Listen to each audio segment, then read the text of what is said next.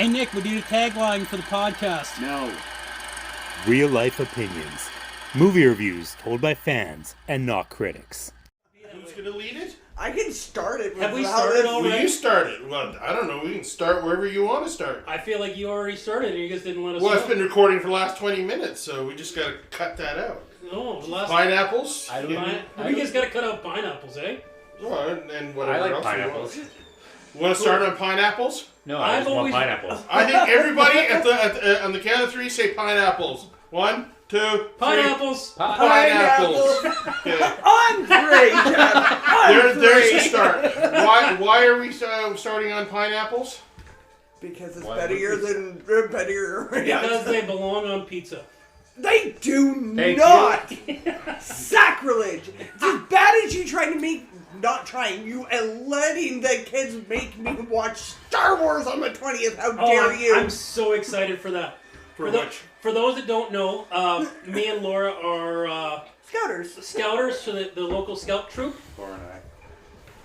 It's See, that doesn't even make any Saturday. sense. Okay, the Laura and I thing, that is not proper verbiage. People say that's proper verbiage, but it's actually not. And Like- it's Saturday. Who gives a shit? Okay, the grammar fure. Would you explain to us why? And it is Because all my actually- life it's I. You and I are going to do something. People have been saying me and Laura since I've been born. Okay? I know There's that has nothing wrong with that. that has become the proper verbiage in this society. And people that pretend like it's not anymore, pretend like they talk the way this movie does. Irregardless, it's still a way.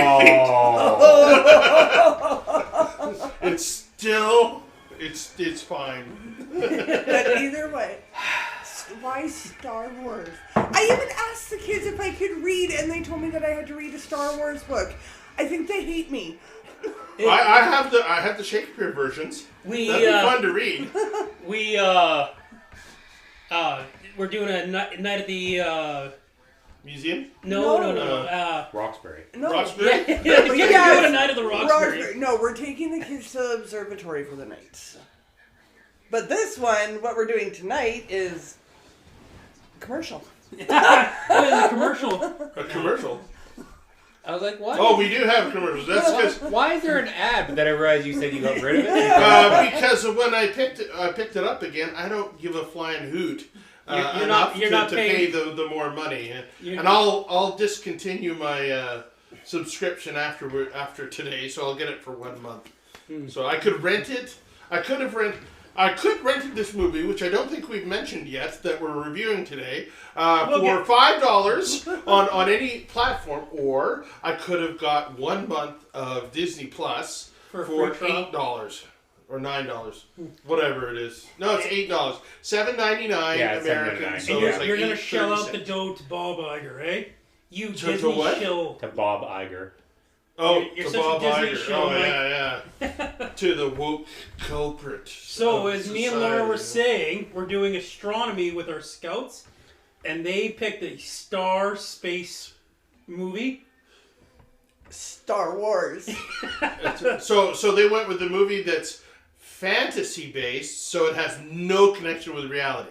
At least after at least after I watch Star Wars, I get to watch Minions, so I'll regain Oh, some yeah. brain They- cells. Like, I They guess. want to do, not Minions, Or sorry, Despicable Me. Oh, that's okay then. because he steals the moon! Oh. Yeah. Yeah, Despicable Me was great. Minions was not as much.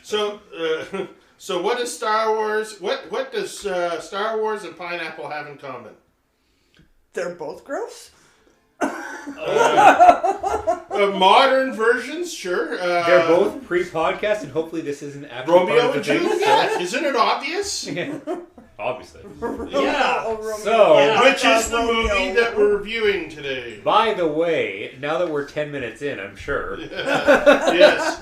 Actually, we're only 4 minutes and 21 seconds. my bad. See, we're doing good. You know, nobody expects any better from us, to be honest. I hope we're not. We're doing the 1997 Buzz Larman. 6. 96. 96. Yes. Wow. Oddly enough, I agree with the. I feel like Corey over Corey. here. Is this how you feel all the time? This great shame about having the dates Yeah. wrong? Yeah. Wow. And the only reason I know is because when I watched it last night, I was like, oh, hey, I thought this was a different year. So, I was Googling all morning of these characters and actors and who they were. Because the one thing, this is the Leonardo DiCaprio version, which is the best way to describe it. the so BAZ that LUHRMANN's DiCaprio? Romeo and Juliet. Yeah, I don't know who that guy is. So anyway, You would know his work. probably. Yeah. Probably. But we got Leonardo DiCaprio, John Leguizamo, Rudd, I can't Paul believe Rudd. Paul Rudd's in here. Paul Rudd. What's that guy's name? Darren? Paul Sereno. Paul Sereno, Dennehy. Claire Danes. What's that? Claire Danes. I mean, it is absolutely star-studded. Most of these people weren't stars. They're up-and-comers at best.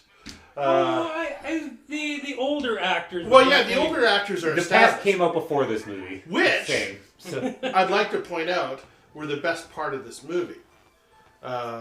The older actors, they understand Shakespeare, they understand acting, and when they spoke, it was understandable, it flowed. well, I was looking at Brian Denny. What's called Paul Sereno is classically trained. Absolutely, So- that's obvious now. Yeah, totally.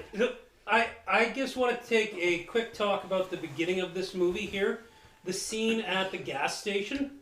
Which No. gives you a complete They're shooting natural the born cans. killers. I have this bad Okay, guys. flashback to Zoolander. Sorry. Wait, one at a time, guys. The three of you are all trying to talk at the same time. That will help our quality if you guys can take turns. Aw. Go ahead. Continue on, kids. Okay, you brought up the gas station. What would you like to say? Well, you guys all had stuff to say about it. So It had a natural born killers vibe. Oh, And I said it had a Zoolander vibe. like the gasoline pouring out of the That's truck. it. No, it didn't. But We're gonna crap on this movie a lot, but I appreciate the new take on the gang violence stuff. I actually think it's a very interesting take. You get the Montegos and the Capulets story like right off the bat. I'm not well versed enough. I'm gonna lean to you, Mike, about this. I'm hoping you're well versed enough, but is that how classic Romeo and Juliet starts? Is like a standoff between the two families like that? yes, and I was going to say don't lean too heavily onto me because Romeo and Juliet has been so overdone in the last 1,000 years or whatever since whatever. I don't think Shakespeare's that old. Well, I mean, how many times is a Romeo and Juliet adaptation, whatever? So I'm not super clear on it. I know Sure, the you're pretty gist good of it. at it. I know the Yeah. Capulets and the Montagues were always, it's the Hatfields and the McCoys, the families never got along. They're so different, and that is the gist of it. We start with the fighting and the struggles between the two families, and it builds. Well, Laura's, I think, our resident Shakespearean here, actually. Yes. Let's lean on Laura. Yes. Sorry, Laura. So, you're right. That is how it starts, with the two of them feuding. However, it starts losing face on how the whole story actually went after the marriage. You're gonna have to, oh well, I'm just talking about the gas station scene itself. Obviously, specifically. there wasn't a gas station. Well, in the what- original. Not with that attitude. Right. I'm curious, like the long swords, the pistols, and the long swords. Yes, it starts with a duel between the two families. Okay, I love the way they fit the modern times into that adaptation. I actually really love that. Well, like I was saying, how all the 9mm that they have stamped on them rapier, longsword. So you know what they're alluding to. Yes. And even little things in this movie, like they have billboards that have quotes from the book that aren't used in the movie, but they still managed to squeeze them into the movie type thing. Just little things like that. Like, this movie was clever. I will give it that. It was absolutely not at all my cup of tea, and I did not like it, but it was clever. I want to expand on that. I do love the stylization of it. I think it's regional too. Like if you grew up in LA, in that East LA or whatever, you might really grab onto this stylizing. I mean, the vehicles are all lowrider type things, and all the coloring and everything else is very LA, and I appreciate that a lot. It probably doesn't resonate strongly with me as it would to somebody else. Well, it's this movie with the lowriders, and you're going around and you're looking at it like the gang violence, the raiding in the shops and everything. It's definitely post-destruction. Yeah. That's the vibe that they were giving off. But in the same sense, it makes you wonder, like, why would these two families, who are obviously both billionaires, you can see it because they both run construction companies, why would they be in that area? Well, they are, those are fronts, though. They're clearly mob bosses. I hope you don't want volume with that. What are you trying to do? I'm trying to discreetly turn down the volume. You were taking the hint! Well, we have 14 remotes around here, and none of them mean anything other than this one. Okay. Now.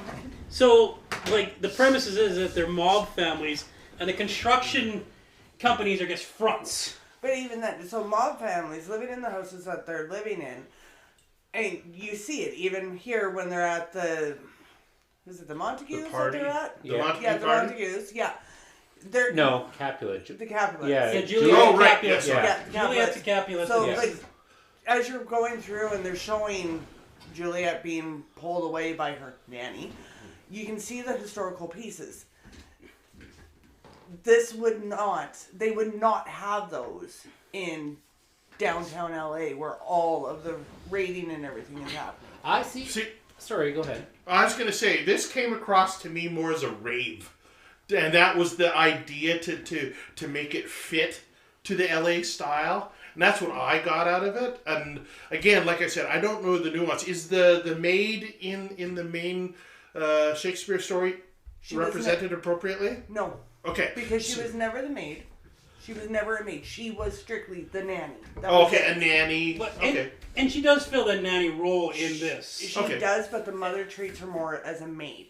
We had the preference. We're talking about the masquerade Yes. ball, or what takes as a masquerade ball in 1990 era LA. Because it was pretty masquerade ball. I mean, I call it just a Halloween party. That was more of just a Halloween. But it was party, supposed to be a masquerade ball. Yes, that was the gist of it. Sorry, what I was saying before. I hear everybody say post-apocalyptic.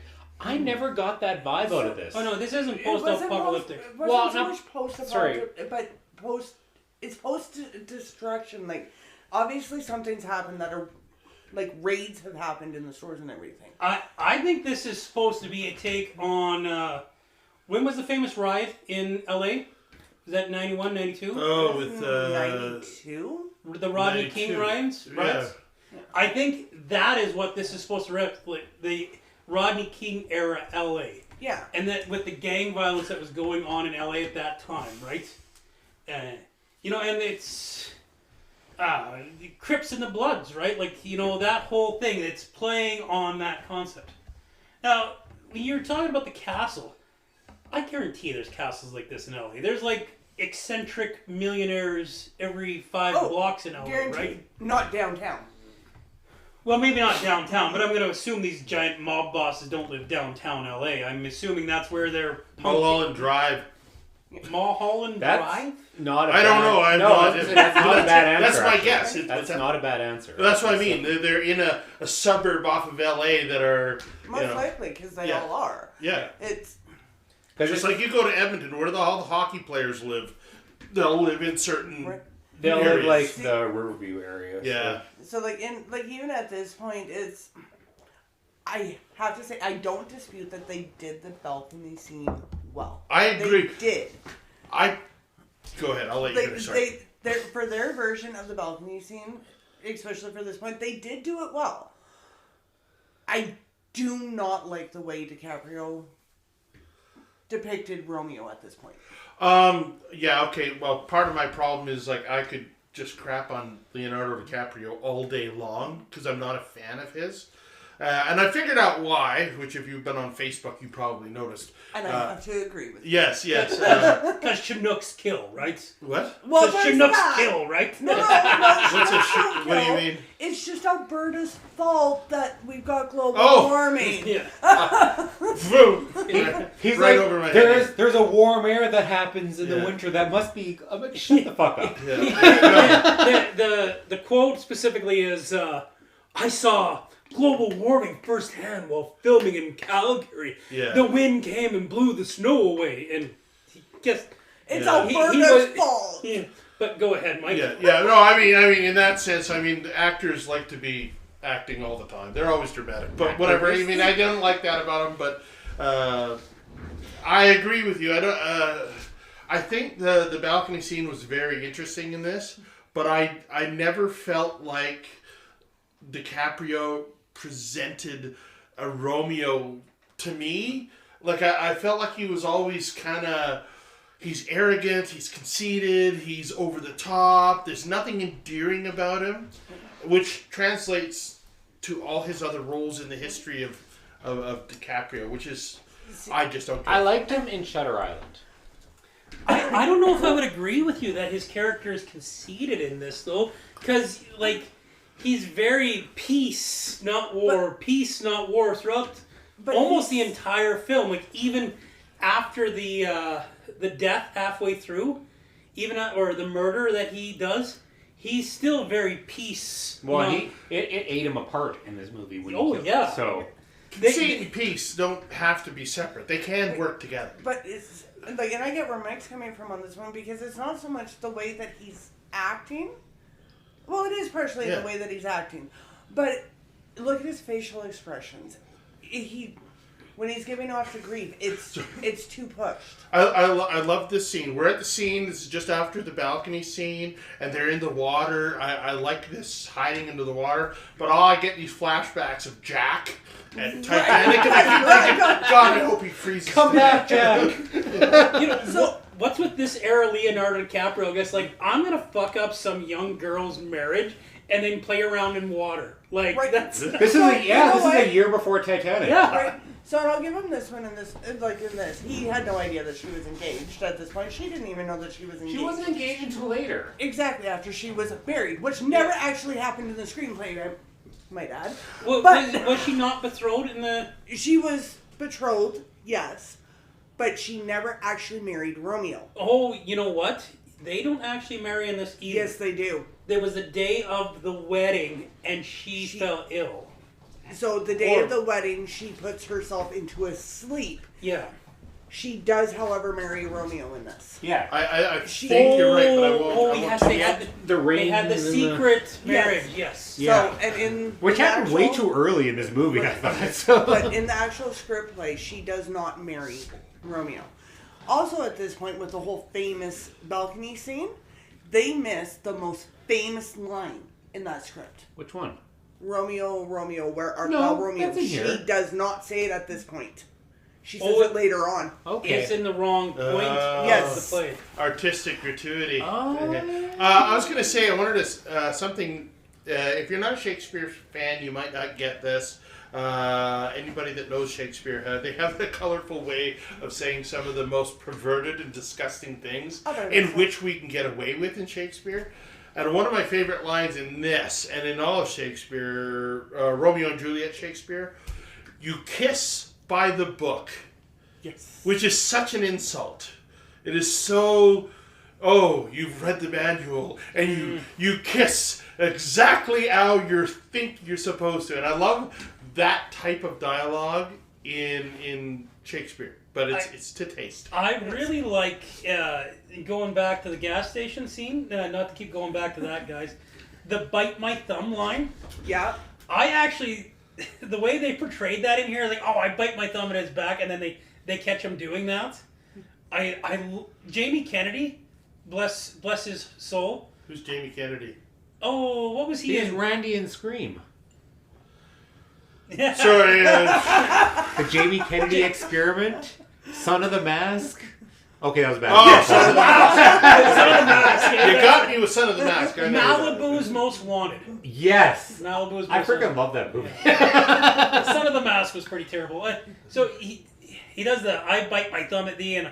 That was a big insult back in Shakespearean time, right? The way they played that up on here, that was actually like tremendous acting, I think. But I do that kind of language. I agree with you guys. There is very interesting. It is like, and even if you listen to the dialogue and everything, and you get the thee, thou, arts, all of it. Mm-hmm. Unless you're actually able to follow it, you're not going to understand. Well, I'll let you finish. No, I think we go on to something I learned a while ago is about in order to understand art, you need to learn about it. You need to learn how to understand. That's why there's always history classes in every art subject. And Shakespeare is interesting that if you don't know it, a poorly performed Shakespeare will just right over top and it'll fall flat. But somebody who can really work the language and understand the iambic pentameter and all these other things, they can actually present it that you can understand the gist of it. Yes. And that is where the older actors in this really, they send out the dialogue and it really flows. Well, I found with this one, all of the older actors, like we said earlier, like you could see the ones that were more classically trained, but you could also tell with the ones who weren't fully classically trained, they could still portray it. Yeah. The younger actors, like Claire Danes, she does have issues with it. Yeah, she's pretty awful in this. I'm not gonna lie. Claire Danes has a terrible time with the dialogue. She has, I think, and I know you guys are disputing this, I think she's got the right look for this. She does. But her language is... And she's probably the worst in this movie. She was like Kevin Costner in Robin Hood, Prince of Thieves. Hey, don't even go there. Don't go there. So if this took place in modern day with Leonardo DiCaprio, then Claire Danes would have to be 5 years old. Yes. Yeah. There's that. Yeah. I got an interesting thing I was reading about Claire Danes. Because Natalie Portman was supposed to have this role, eh? But at the time, she was only 14. And they do have that sex scene, right? Full backle nudity. Yeah. So close. So close. Well, she's only 16. This is true. Yeah. And DiCaprio's 21 and she's 16 in this. So, like, there is some issues there. But Portman... the only reason that she didn't take this role was because of her age. It would look too perverted, they thought. Oh, did she not do The Professional? Yeah, but there's nothing perverted in The Professional. There's some stuff. The idea of it. Yeah, she was young. She was flirtatious. She didn't know what love was, and she saw this guy who's like... I freaking love that and movie. Leon always like turned her away. Yeah, exactly. Right? Like, exactly. He didn't indulge the way she behaved in there, right? Yeah. This one, Leonardo is like all over. I've right? worked in retail my whole life, and like especially when I worked at Blockbuster, the amount of times you'd see like Ooh, what does that look like? a 13-year-old girl be like all flirty and everything like that, but you're like, whatever, they're just kids, they don't know what they're doing type thing. So you just learn to brush it off. So we have to go back a second. What were you saying there about the priest, Mike? The fact that he's a priest, I found interesting. I didn't realize he was a priest until after the fact. But he's a botanist. He's what is it called? Herbologist. And I love that aspect of him. And he was picking out this plant that had this. You open it up, it's almost like the petals of a vagina, and it whatever. It was like it was really. I'm glad you have kids because I started to second guess it after that. So. I just liked the scene, the idea of what he's doing. Oh my God! There was a white milky mucus that came out of it. My God. Pearl colors. I love Michael Ironside, just to throw that out there. So he's in. Is he in Jurassic Park, or is that a different actor? Who's in Jurassic Park? Ironside, no. This guy's been in a lot of stuff. I thought he was in Jurassic Park, but You're thinking like the Ranger guy? Yeah, no, it's not him. No. It's just a guy very similar to him. What's he in that I know? Because I know him. What else has Ironside been in? Oh my god. Michael Ironside? Star Trek? He was in Star Trek? Are you talking Michael Ironside? Yeah. Oh, shit. Well, what would I know him in? the Total Recall. Yeah. He was what's the bug movie thing? The Starship Troopers. He was in Starship Troopers? Yeah, the guy with one hand. He's very famous. No, that's not the same actor. Yes, that's Michael Ironside. I don't know why we're talking about Michael Ironside, because he's not in this movie. Yes, he is. Where? Nope. Pretty sure he's the priest. Oh, no.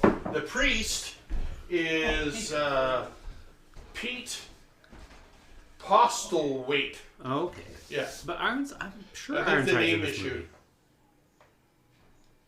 Now, Pete Postlewaite is a phenomenal supporting actor. He does a lot of supporting stuff. Why did I think Ironside was in? Like, I was so certain. Where are you working right now? That is super weird. You say Michael Ironside, and I instinctively think of Darkseid. Something Justice dark League. side. Something. Yeah. Oh, yeah. I always call him Dark Seed just because of how it's spelled. Oh, it's I'll do a lot of that just to be annoying. Well, and that's it. Joking I know what it is for sure. So yeah. Anyway, Probably warmer there than it is down here right that's so weird. I don't know why I swear Ironside was in this, but anyway. Anyways, Now that that's 2 minutes of our podcast that I've wasted. well, I've actually found that probably if we talk per second per kind of offshoot, we've talked more about this movie during this movie than any movie we've ever. Holy shit! I think you're right. And I will have to give it a very engaging quality to draw us all into different topics. So, well, like I said, I will not take away from what Baz Luhrmann did. Yeah. Baz Luhrmann is a genius, albeit sometimes a hack. But either way, there's this one scene that keeps reoccurring in this movie. I know we're in LA. We got the big giant Jesus in the middle of LA, which is kind of whatever. But this one beach scene with this giant brick wall with they're having the shootout. This is where what's his name? They're challenging for the shootout. John Leguizamo. And what's his name dies. The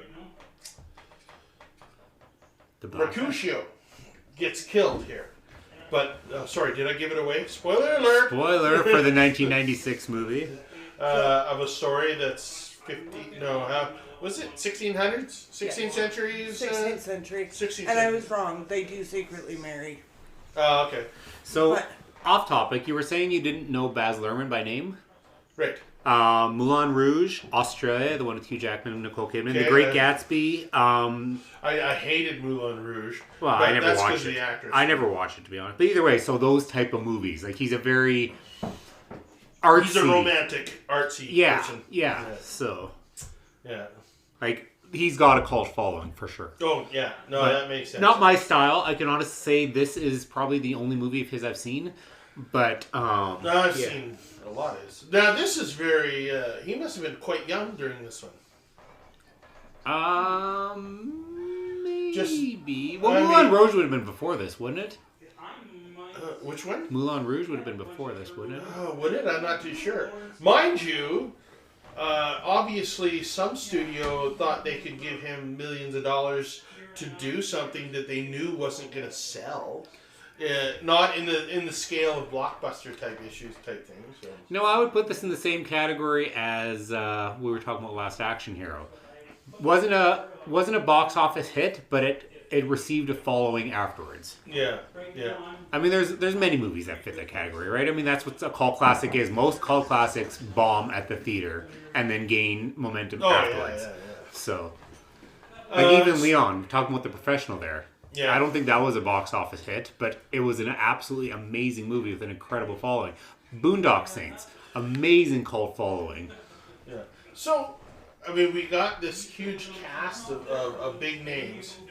And if we look at people like Paul Sorvino and Brian Dennehy, which were established actors, Well established, yeah. well established, but all these other people, where were they in their fame at this point? Well, like I said, I'm pretty sure The Pest came out before this for John Leguizamo. That was his kind of claim to fame. John didn't make a big name for years. No. I still, what's it, Spawn, maybe? Maybe. Have you seen The Pest before? No, I've never heard of it. It's so incredibly cheesy, and it's got an incredible cult following. I'm pretty sure it came out a year or two before this. So he became a name for that. But really, Mario Brothers. He was Luigi. Oh, yeah, no. Yeah. So, that was definitely before this. So. Here's a deep cut. John Leguizamo is most reminiscent in my mind to Wong Fu. That was one of my favorite films from that era. Wesley Snipes and Patrick Swayze. Yeah. And I was just like, Logan and I will default to that quite often. So It's a pretty fun movie. yeah, it was a blast. It was a really good movie. But I mean, all these people, like Leo was just coming in. I think Titanic was 99? 97, so it was the year after this. 97, year after this. Yeah. But yeah, honestly, this movie put him on the map, and Titanic cemented him in Hollywood. Yeah. So, and then everything he's done since, honestly, he hasn't done much great since. He's done some good things since, but I'd say Titanic was probably his last great movie. Yeah, I mean, I don't want to claim that he's bad, but he's just overrated in my mind, and I find his one-dimensional nature, to me, he doesn't. I would love to see him in an endearing character where he's really empathetic and really, Yeah, that would never happen. And it's the classic Hollywood. You're good at playing a douchebag, so you're going to be a douchebag forever. But like I said, Shutter Island was actually really good. But I credit Shutter Island to the story. Yeah. Like, it had a plot twist. It was great. It was a good psychological thriller. Oh, yeah. That had everything to do with the makers of the movie than it did him. But at the same time, he was good in it. So, Okay. Did you ever see The Reverend? I never bothered. I watched it and I thought, he emoted his emotions well, but it's like he had, I don't know, a dozen lines in it. Well, I was going to say, I didn't think he had a lot of lines in that. So, yeah. I I know mean, of it. I do. I just the visuals were stunning, and this is when he decided that the world is going to hell because of global Chinooks warming and all global shit. warming and stuff. But Between his stance on the environment and between his dating girls who are 1/8 his age, that's all he's known for. I mean, Yeah. Titanic, Romeo and Juliet, and being an absolute idiot in real life is all he's known for, in my opinion. I mean, Leo, if you ever listen to this, I hate you. I mean, everything epitomized come down to what's it? Quentin Tarantino's Hollywood. Once Upon a Time in Hollywood. He was Leonardo DiCaprio, not the character he was portraying. That's how I feel, and I don't want anybody to think that I. Now it's funny because I enjoyed everything Quentin has done. I haven't watched Jackie Brown, but it didn't really strike up my alley.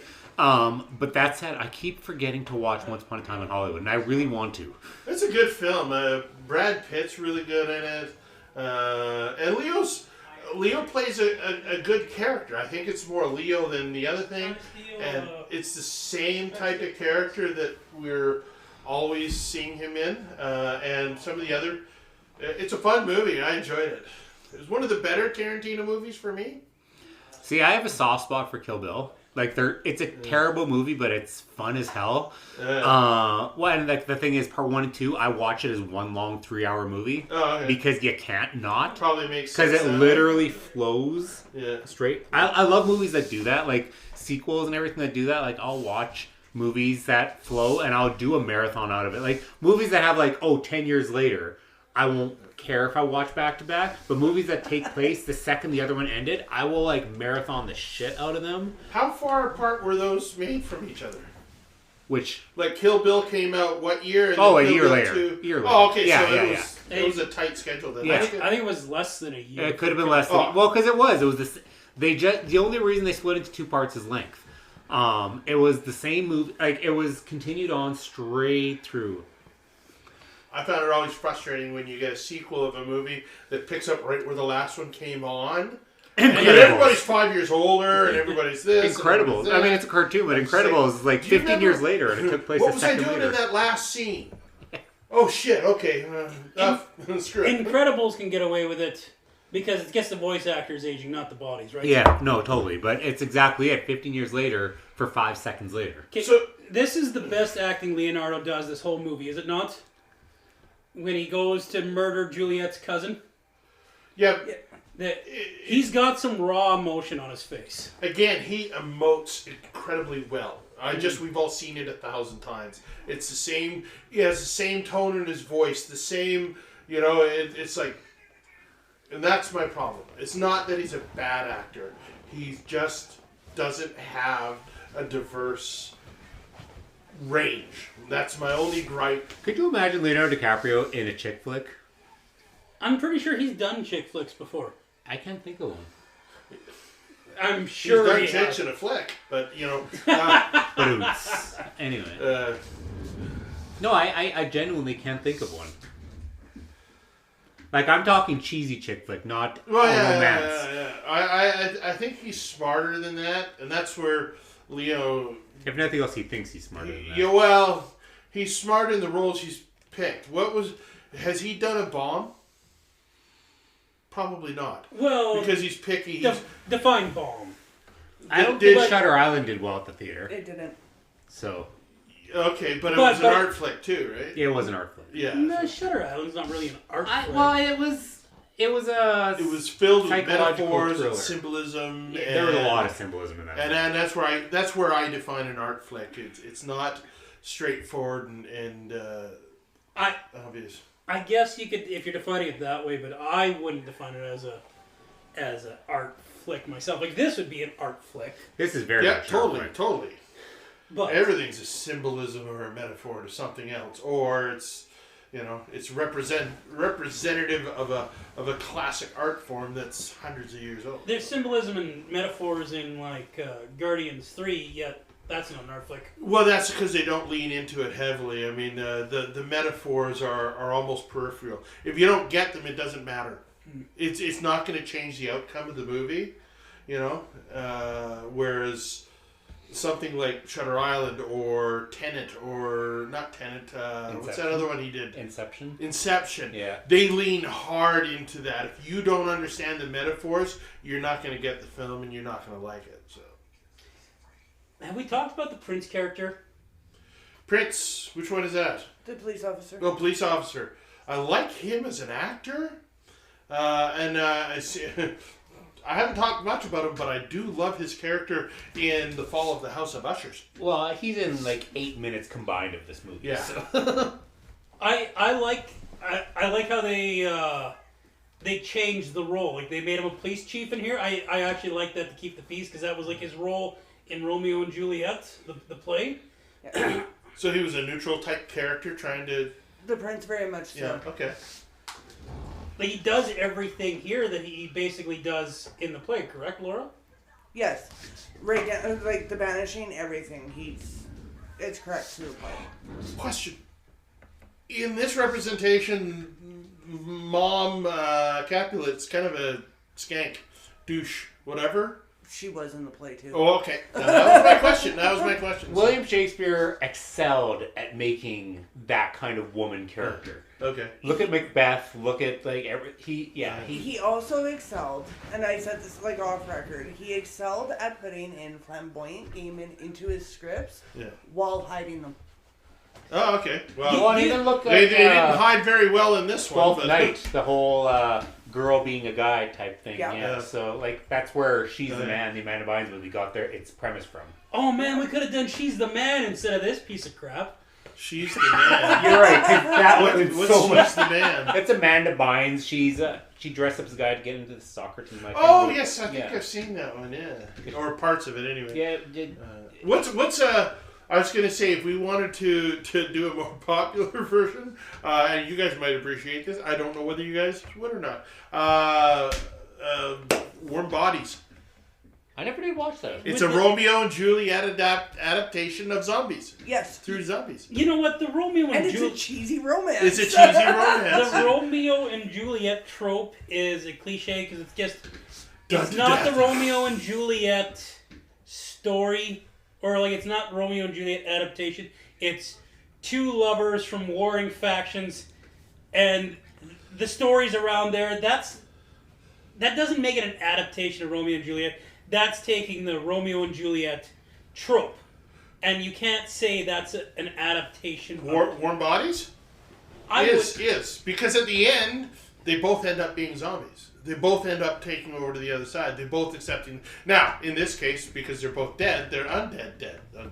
And So you're saying Romeo starts off dead in this one? In that sense, yeah. No, well, you want to go literal? Because you're just picking out little things that suits you. I'm saying it's not a true adaptation. The father of the Capulets and the Montagues are represented in Warm Bodies. They have the warring thing. They have the you can't do this. I forbid you. It's not just one aspect that does it. I see your point, and I would agree with you if it was just warring family and two lovers from other sides.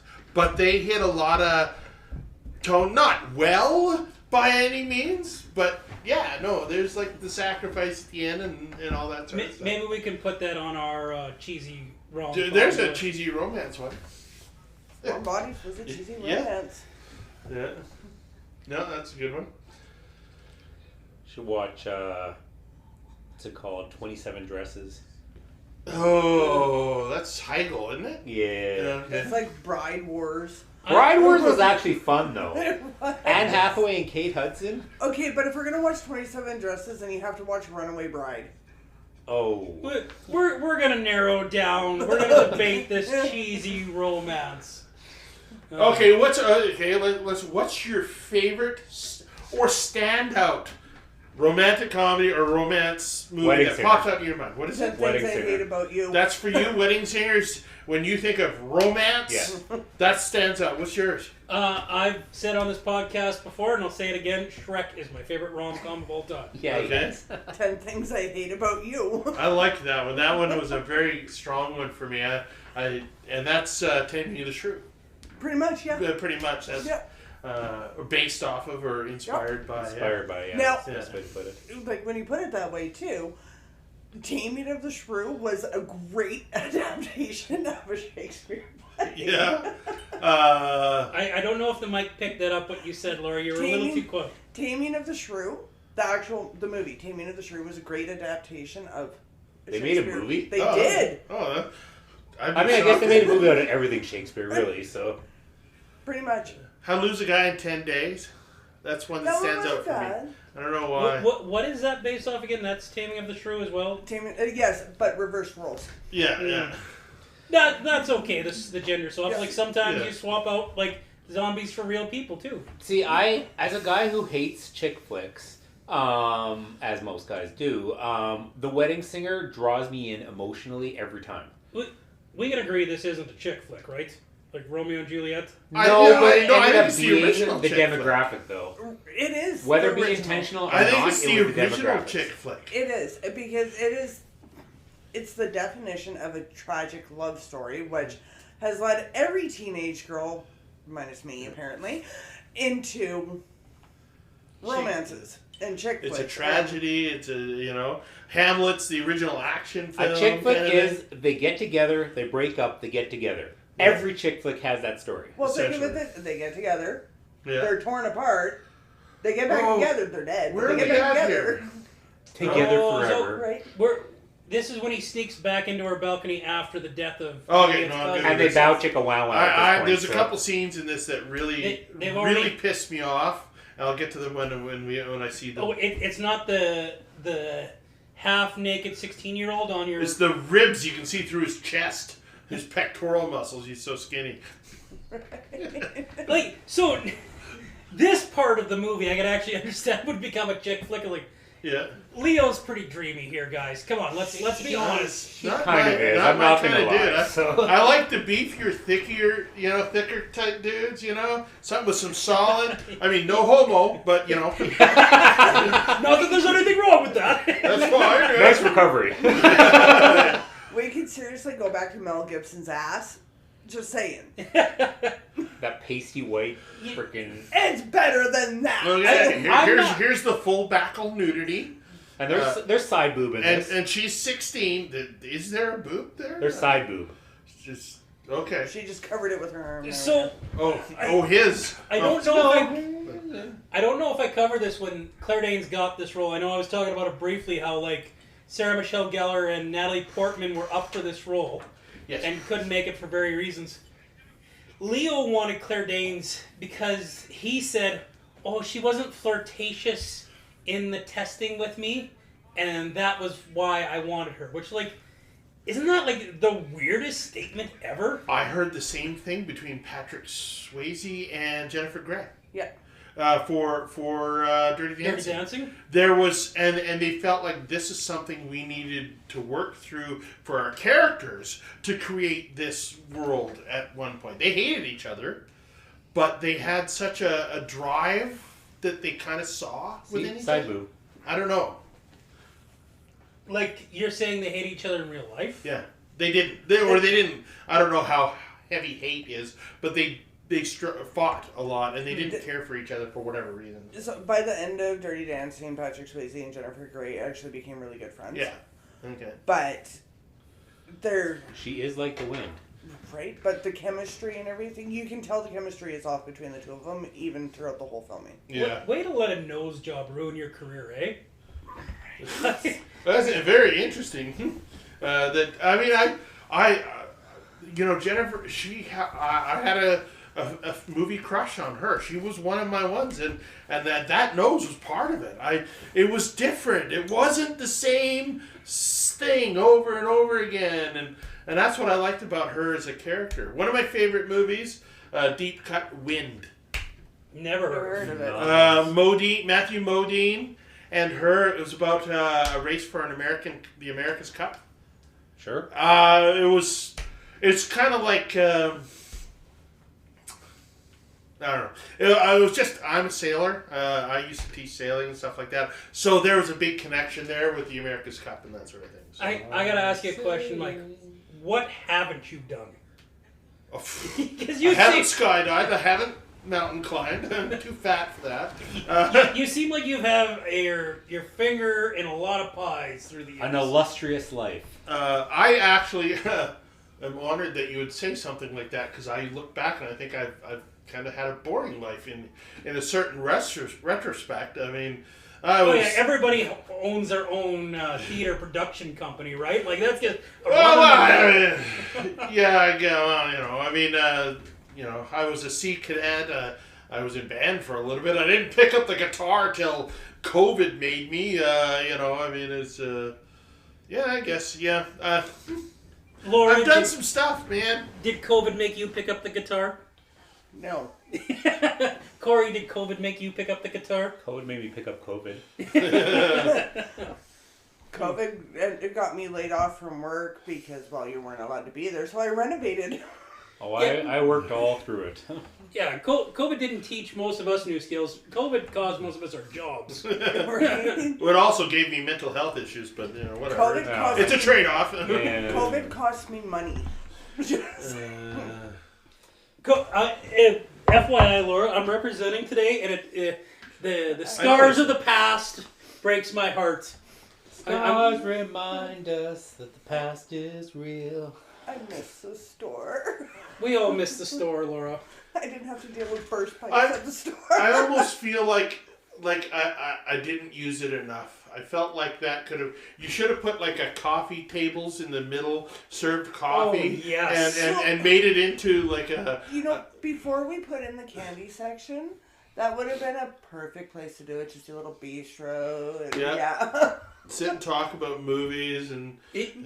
I don't know if we ever talked about it on the podcast. Have we ever talked about my son's experience on the last week of the video store? Oh my god, he was just so heartbroken. I think you did, He was but so heartbroken. still a good story. So.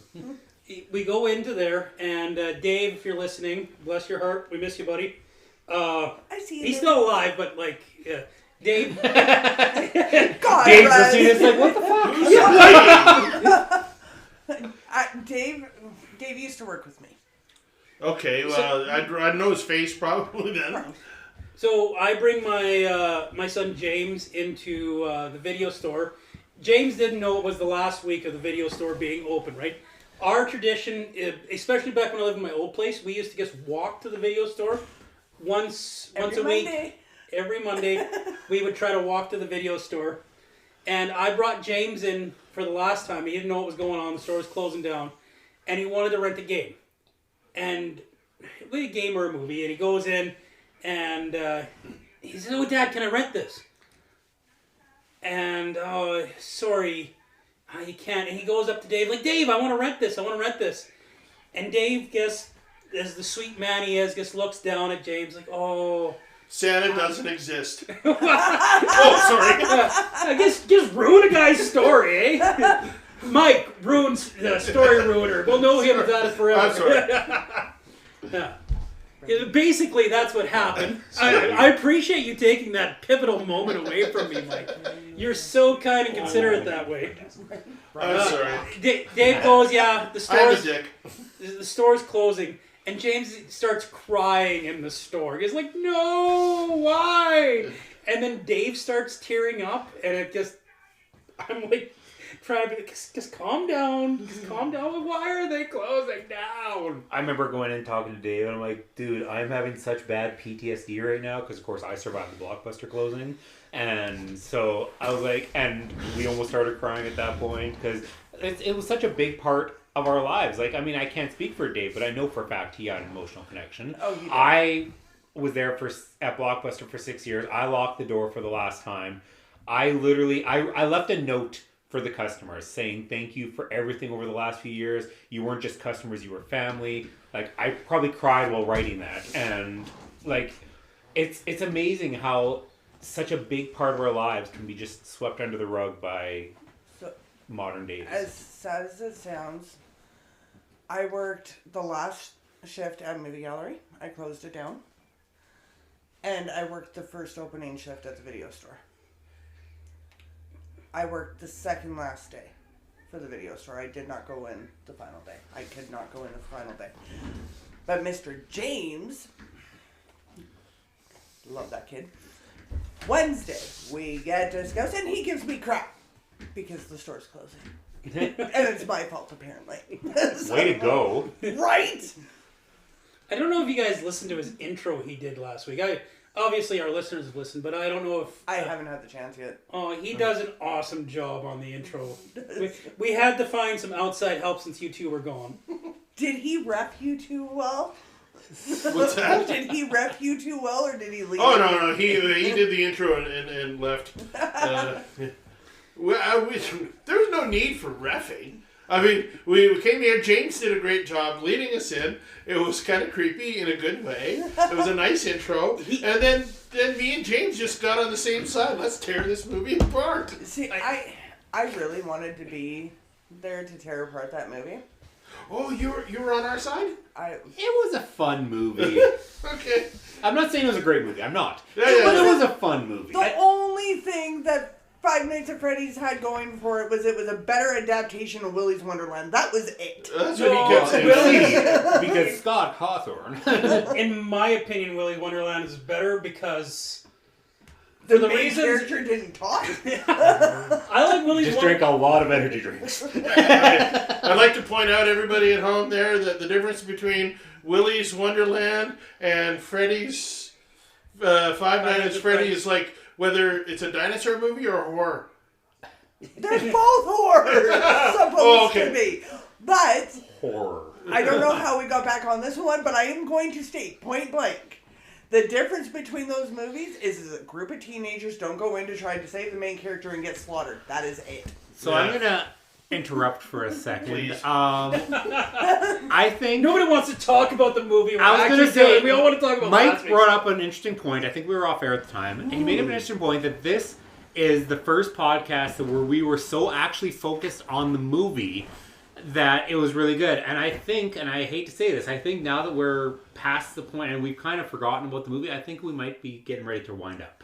Yeah, Well, I was thinking about final thoughts here. Well, Yeah. I have to point out that, like, there's... Right now, Juliet is in with the friars. She's talking about the wedding that's coming up to the Earl. But the whole point with the priest, like, he's the one who gives her the draft that puts her to sleep. Yeah. What a terrible fucking plan, by the way. But, okay, Oh, I kind of see where they're doing it because they're trying to get her away from the family, right? But they miss the whole point. Like, after she takes the draft, they don't tell you who finds her, they don't tell you who pronounces her dead, any of that. It is actually her nurse who does it. Her nurse or her nanny? Nurse, nanny, same damn thing. Nurse As a person who's married to a nurse, there is a difference. Okay, but 16th I mean, she's century... also a mother, so kinda. 16th century, a nurse was a nanny. Okay. Midwife. it's a key No. character that's... No. No? A midwife is more relatable to a nurse nowadays. Before we get too on a tangent here, I just want to point out how me and my wife were talking about, like, wouldn't you rather take Paul Rudd over Leonardo DiCaprio in real life? In real life, yeah. I mean, Paul Rudd's pretty dreamy, so... The ageless wonder. But let's carry on about Juliet's death. So, fake death. Fake death. So it's...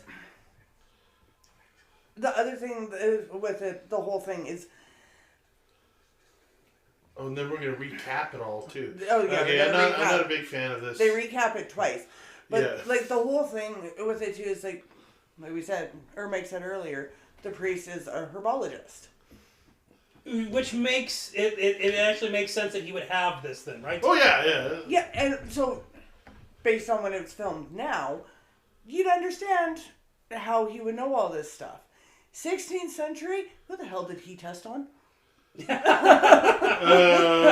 don't know. What's that? Black Lotus? Yeah. Dahlia. There's little things that bug me. We just passed the scene where Leonardo DiCaprio hit that rock with a stick. Sounded like a home run from an NBA. An NBA, yeah. I love those NBA baseball players. MLB. MLB shot. Crack! And it's just like, okay. But I more than anything, I wanted to jump onto what Laura was saying. The setup of the death, how the herbologist got there and all this other stuff. This is the classic miscommunication. Okay, this is a perfect plan. Mm-hmm. You do this, then they will all think that, and then we'll come in after, and everything will be great. As long as somebody doesn't forget to do this, which will always get forgotten. Well, they didn't forget, they just didn't reach him. No, they did forget. Because the priest was supposed to send messages through Romeo's cousin. And then Romeo's cousin came in, saw her dead, and ran away before he could get her And ran message. to Romeo to say, Yeah. she is dead. Yeah, Your lady love is dead. They She's forgot gone. that one key step in cracking the safe. You know what the metaphor. filmmaker forgot? That cell phones existed in 1996. Yeah, like, come No. on. I see what you're saying, but I think if you don't address it, I'm fine with that. It's just on that example. You ever watch the TV series Gotham? Yeah. Yes. Driving around in 1970s cop cars, flip phones, and computers, they jumped all over the time era. Yeah, fair but enough. yet it worked. Yeah, and like that was something else that you and I were talking about when we were off there, Mike, is there's a very heavy religious presence in this movie. It is not in the book or in the script. Yeah. So they're addressing it right now, what you were talking about, Laura. The friar or the priest, as he's in this one, he's the one that comes finds her. He's the one that goes in and finds her, but it's not him that does it. But he knows the plan, so it's Yes, but it is the nurse that actually does it. yeah. It's hard to feel bad for these pieces of shit, eh? The family, yeah. Like, I feel kind of bad for Paul Rudd, but And this is where they screw up the whole thing. Yeah, it really falls deep down at this point for me too. But I mean, it's like it's this is kind of, how do you feel bad for a bunch of billionaires in a submarine? Well, I mean, we feel bad that somebody lost their lives. We feel bad that they lost their lives, but really, you kind of did it to yourself, you know. And there's Leo in Trailer Park. With his signature cigarette for like the next 3 years. Yeah, and his scowl, signature scowl. Yes. And singing. Yeah. man, I hated the long hair JTT look on Leo. Yeah, this is the JTT, the Jonathan Taylor Thomas look, right? Totally. Like, Leo's about the only person that could pull it off and not look like... Jonathan Taylor Thomas? Yeah.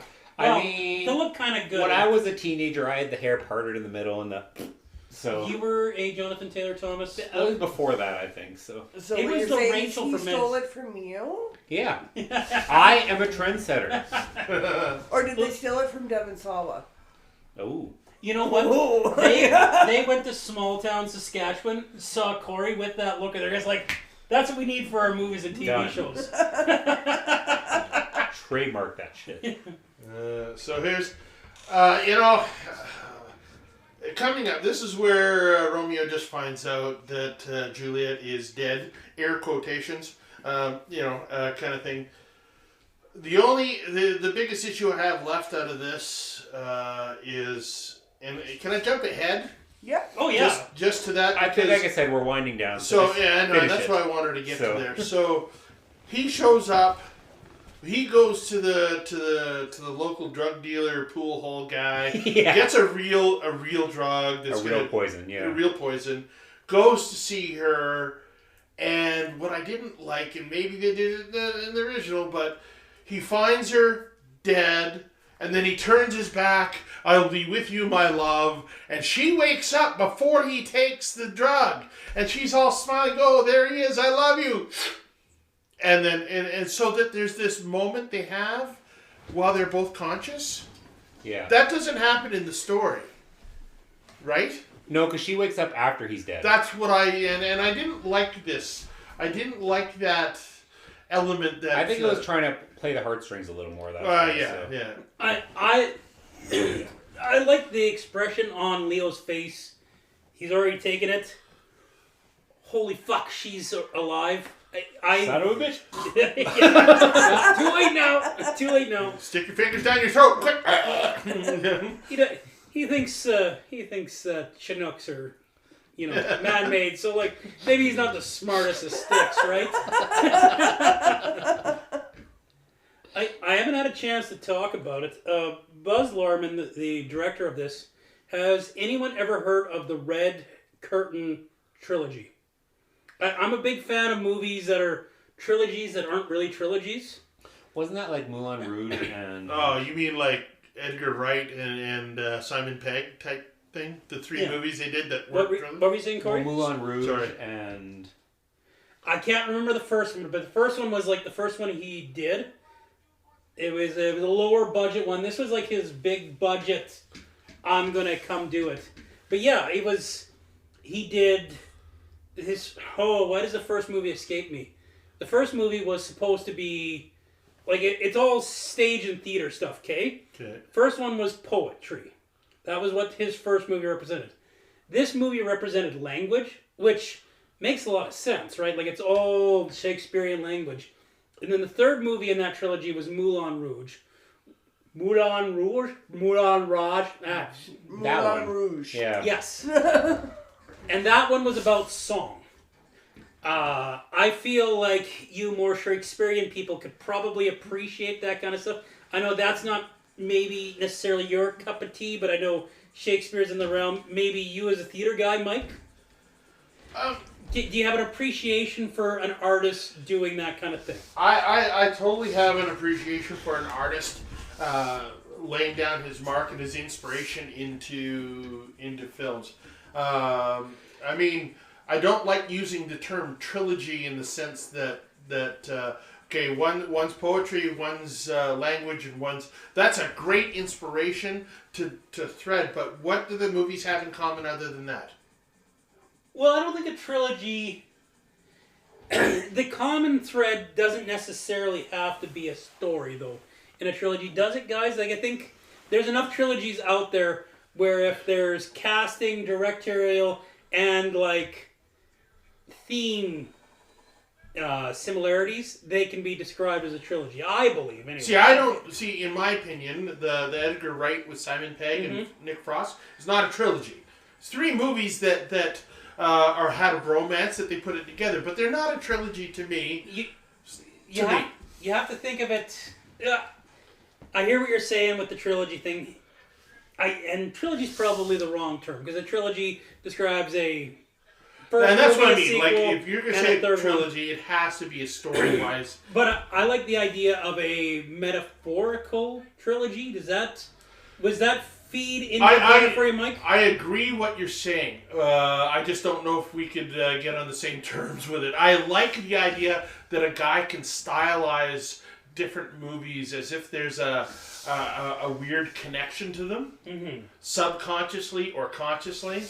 You know, and I think that's a wonderful thing. I mean, directors are going to have lay their mark in their movie, in their style. So okay, Corey, who is that guy? We're talking about the guy who's selling the poison. I know you know that actor. I know for a fact, but I can't think of the name, and I can't think of what he's in. Every time I see him, like, hey, that's, and then it's gone. that's that guy from that movie. Emmett Walsh. Didn't know. And he's been in everywhere. He's been everywhere over the years. Wait, he's like the Asian bad guy in Lethal Weapon, right? Yeah. That's racist. Anyway. But the guy's an Asian bad guy. Like, that's not racist. That's a stereotype. So? Yeah, what are you thinking? I guess it's time for final thoughts, isn't it? Yeah, I mean, it's over, so. Oh, do we want to do what genre is it first? Boring? It's boring. That's a subgenre, but you're not wrong. Where would you guys put this in the video store? Laura, you go first. That's a very good question. Drama. You put this in drama, eh? Mm-hmm. Well, I guess we should preference. Is romance a thing in the video store? No. No, it would go under drama. Okay. Because, like, we made a caveat about the Christmas movies. We did. Yeah. But no, this one would actually, it would go under drama. Even if there was a romance, I'd still put it under drama. Yeah. The tragedy kind of gives it that drama feel. I mean, for me, this one didn't hit the romance elements to really pull me in. I mean, they're there, but it's just like... I like how they meet, and like a second later they're making out. I'm like, huh. I actually really appreciate how, like, there is a romance, but this isn't a romance either. I fully agree with you guys. This is a drama, and that's probably a misunderstanding of Romeo and Juliet. It's a tragedy, not a romance. Yeah. And everyone thinks Romeo and Juliet's a romance, but it's actually a tragedy. Yeah, ultimately, if you look at it in that terms, it's a tragedy, but... certainly, it wants to... and this is, I think, one of its problems. It wants to be an action flick, wants to be a romantic, wants to be this, and then... but it's a drama. But again, like, even with all of that, with wanting to be the action, wanting to be everything that it's not, that is the director's viewpoint. Yeah. Well, Shakespeare, in his core, is tragedy. Very much so. So... Yeah, he plays on a lot of that, so... Well, we better wrap this turd up, guys. Corey, final thoughts? Again, I appreciate Baz Luhrmann for making a different take on the William Shakespeare classic. That said, I will never watch this movie again in my life. It was not my style. It was not my thing. Nothing wrong with anything to speak of. I just could not stand it. I give it like a 1.5. Out of 5? Yeah. I have to agree with Corey on this. Like, I loved Romeo and Juliet when I was in high school. Not the movies, but the script. I loved it. I don't even think I could give this one a 1.5. It's a 1 for me. For the presentation, the stylizing, for what it wanted to do and what it intended to try to do, I'll give it a 5 out of a 10. As far as likability, it falls. I can't get behind Leonardo DiCaprio, but the fact that some of the other performances were really strong and really got me, I'll give it a 2 out of 10 for likability. There was elements which I really enjoyed. I'm going to bump that up. 3 out of 10. 3 out of 10. For likability? Yeah, there's elements within it that I did enjoy. See, for me, I just found that they screwed too much up. Yeah. But again, it's an adaptation. It's is. not called yeah. Romeo. Like, it's not called William Shakespeare's Romeo and Juliet. It's called BAZ LUHRMANN's Romeo and Juliet. And that's me trying to go in with the open mind that I'm critiquing a film, not a book. So This is me stepping away from source material. What are they giving me? A 3 out of 10. If it wasn't so heavily relied on the source I material, know. then it would probably be different for me. Yeah. You know what? I think I'm going to surprise you guys with my ranking. I've been really struggling with trying to figure it out. I think I'm giving it a Temple of Doom. I really do. That's high for you. That is high for me. I'll tell you what. This adaptation of this, it fascinates me. The language in quote-unquote modern-day LA. This movie's 25 years old, so it's no longer modern day. But, I love what he did with his vision. Now, is it a good movie? Not really. He's got some bad, jarring shots. The language is a bit of a slog. The language is the issue, but this movie also wouldn't be near as fascinating if he had updated the language to a modern-day English. We probably wouldn't have reviewed this movie if it updated things. And I think it would have both made it a better movie, yet a less interesting movie. And I'm fascinated with the way he made it. And to me, this is my second, third watching of it now for the podcast. I have a likability out of this movie that, and it's not a huge likability, but it's there a lot more than I thought. You got me at second, third time watching this for the podcast. How many times did you watch this for one podcast? Well, I fell asleep the first time I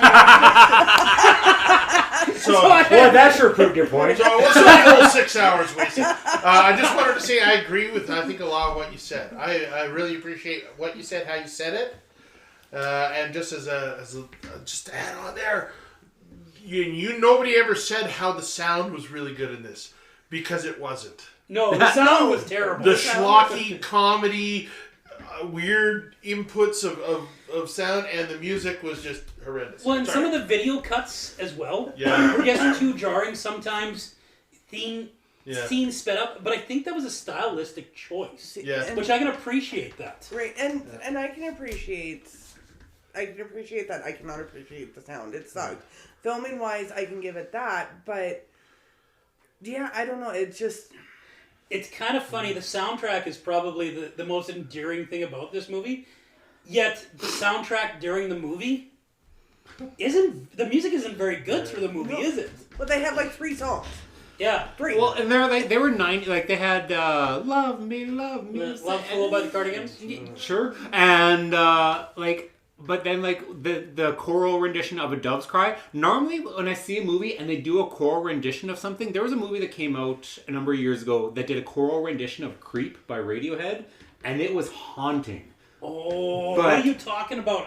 Yeah, I know I've seen that one though. Yeah. Whereas this one, they were awful. They were absolutely awful. And I have to say with that one too, as you're watching it, and that scene point blank, I pointed out in that, those kids aren't even singing it. They're lip syncing, and it is so off. Anyway, we better wrap this up. Wrap it up. You want to learn Shakespeare? Don't watch this. Go watch TV series Slings and Arrows, 3 seasons. That is brilliantly insightful into the world of drama and Shakespeare. And I want to say, if you want to learn more about Shakespeare, let's watch Gargoyles. Okay. Gargoyle? Like the cartoon? Yeah, the cartoon. Yes, we should watch Gargoyles. Totally, I'm in. I love that I cartoon. agree we should watch it. I don't They're know making what a the hell live-action that has to movie, do eh? with There's Shakespeare. Macbeth is a character. There's Hamlet overtones in it. Oh, yeah, and then okay, we're using some names. Okay. Macbeth was so actual in that one, you know. I'm gonna Yeah. kill you, but you know. Yeah. And Alright. Puck's in it. Like I it's find very. it more Star Trek-y, but you know, whatever. Yeah, well, there's a lot. No, That's because you cannot- Riker was the main guy. Well, they were all there. You Half of Star Trek was. You cannot say that was Star Trek-y. I actually like that show. A Next Generation, almost the entire Yeah, cast. they were all voice actors with it. I think Patrick Stewart's like the one that doesn't go into that. Yeah. But either way, I actually like that one, so do not compare to Star Trek. Okay, Mike, what you got on the go? Talking about Shakespeare, upcoming season for Infinite Imagination, we're going to be having some Shakespeare classes leading into A Midsummer's Night Dream with the hopes of a Shakespeare in the Park in the summer, and then leading into the Bailey Theatre performance. So that's the big news. Plus, if anybody's interested out there, we are trying to get together and perform Rocky Horror Show at the Bailey Theatre for Camrose Pride. Don't forget the picture. Rocky Horror Picture. No. Picture is only... It's not the movie. The movie is Rocky Horror Show. Oh. The picture is when you watch the movie, and I learned this. This was told to me. So, again. So it's the Rocky Horror Show. Go ahead, Laura. For what I have going on? Yeah. Hopefully no more torture. Just Well, saying. we're doing a movie next week you like, so. Yes, I know. I'm so I excited don't have a clue for what that we're one. doing. You don't have a clue. Right? No clue whatsoever. Oh, right. I got a clue. Of what You're we're a real doing, but, detective yeah. over there, Mike. I know, it was like totally over my head. That's what it was. I don't know. So I have a general clue what's going on next week. So, you know. What a classic game we play. Right? We're so clever. Oh my God. You looked like you were going to make a point there while Mike was talking. That's why. For the clue thing, no. Oh. But otherwise, yeah, no, just work, and more work. So. Yeah. Yeah, no more frozen apartments. We were hoping. Knock on wood. I mean, you're kind of in that same boat. No more frozen pipes. Well, I'm not on call, so I was trying to help the on-call guy. Yeah. with my frozen pipes. My world, I bid you adieu. Podcast world out there. Keep your taps running and heat in your plumbing room, guys, because it's bad out there. It's for those who don't know, it's minus 40 in Camrose today. We're colder than the Arctic Circle currently. Overnight, minus 59 with the wind. Holy Christ. Yeah. That's Celsius for, like the 3 Americans that might be listening to this. So. Well, minus 40 Fahrenheit is minus 40 Celsius. I couldn't remember what the point was. Yeah. It's Oh, on that note, I'd like to point out Michael Johnson, a friend of mine I performed with a couple shows here with Church Mice. He's long since moved to the States. Made a wonderful life for himself, has a beautiful family. He's a pilot. He's everything that we all dream to be now, and whatever. He decided to post today that the temperature is the same in California right now as it is in Canada. Just different degrees, and it's 40. It was 47 in California. Fahrenheit, it's minus 47 Celsius again. Shut the hell up. That was so nice of Screw him. you, Mike. Yeah. I'm going to drive down to wherever he's living and punch him in the face. Which is actually quite cool for California. This is how we torture him. We don't go down and we punch him. We're gonna go kidnap him Yeah, And bring him we here. and up bring him here. back here. I mean, other ways of torture is making him listen to our podcast, I guess. Well, I'll tag him in anything. Yikes. Okay, what's with all the water in this? We didn't talk I about don't water. fucking Because know. Foreshadowing, Romeo, man. Foreshadowing. It's just telling Ah. you that his next movie, he gets to drown. Yeah, Right? It's foreshadowing Titanic. Yeah. I'd shut it off at this point. I knew it was over at this point, so yeah. Honestly, I'm not gonna lie. I walked away when they banished Romeo because I knew the rest.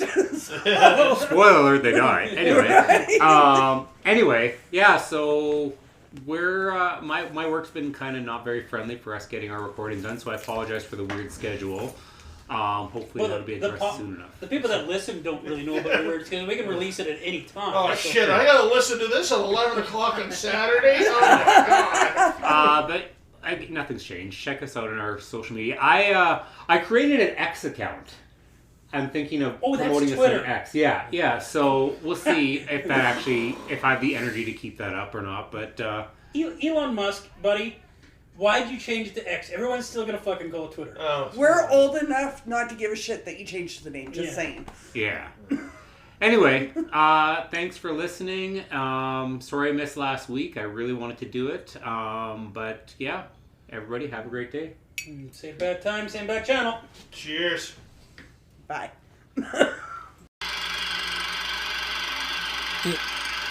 Is that it?